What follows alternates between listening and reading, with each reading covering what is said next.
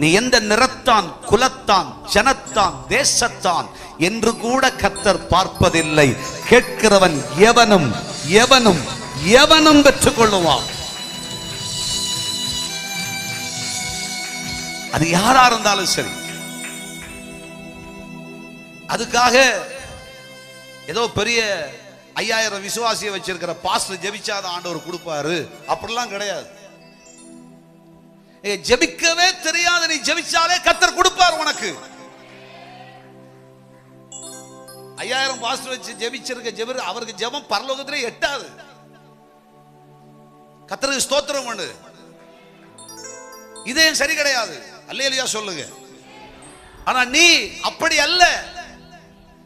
தேவனுடைய பிள்ளையே, உன் இருதயம் தேவ சமூகத்துக்கு முன்பாக ஒரு குழந்தையை போல இருக்கு.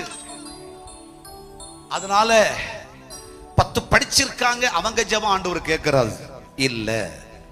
இல்ல பெரும் வேலையை வச்சிருக்கியா, சம்பாத்தியத்தை வச்சிருக்கியா, உன் ஜெபத்தை நான் கேட்பேன், நீ சொன்னா கேட்பேன். இதெல்லாம் ஆண்டவருக்கு தேவையே கிடையாதுங்க. ஜெபிக்கவே தெரியாம ஆண்டவருக்கு முன்னாடி, ஆண்டவரே உம் சமூகத்தில் நிற்பதற்கு நான் அபாத்திரனா இருக்கிறேன் என்று நீ கர்த்தரிடத்தில் சொல்லி கேட்க ஆரம்பிச்சா பரலோகத்தை தேவன் உனக்காய் திறப்பார். அற்புதங்களை தேவன் உனக்கு செய்வார். அதிசயங்களை தேவன் நமக்காய் செய்வார். கர்த்தரால் அதை செய்ய முடியும். கர்த்தரிடத்தில் கேளுங்கள். கர்த்தருடைய சமூகத்தில் மனதார கேளுங்கள். கேட்கிற எவனும் பெற்றுக் கொள்ளுகிறான். நிச்சயமாய் கேட்கிற அத்தனை ஆசீர்வாதங்கள்.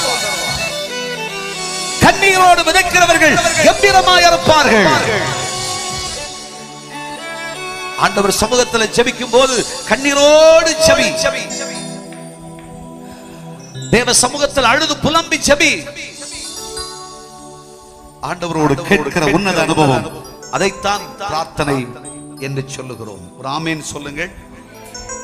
ஆண்டவரோடு பேசுகிற உன்னத அனுபவம், அதைத்தான் பிரார்த்தனை என்று சொல்லுகிறோம். தெய்வத்தோடு பேசுகிறீர்களா?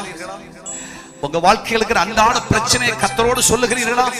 ஆண்டவரே எனக்கு கை வலிக்குதுப்பா, கஷ்டமா இருக்குப்பா, இதுக்கு ட்ரீட்மெண்ட்டுக்கு போனா கூட 500 ரூபாய் கொடுக்கறது என் கையில இல்லப்பா என்று நீ அவரோட சொல்ல ஆரம்பிச்சா உனக்கு எல்லாவற்றுக்கும் எல்லாமே அவர் இருப்பார். உன்னை சுகமாக்குகிற ஔஷதமாய் அவர் இருப்பார்.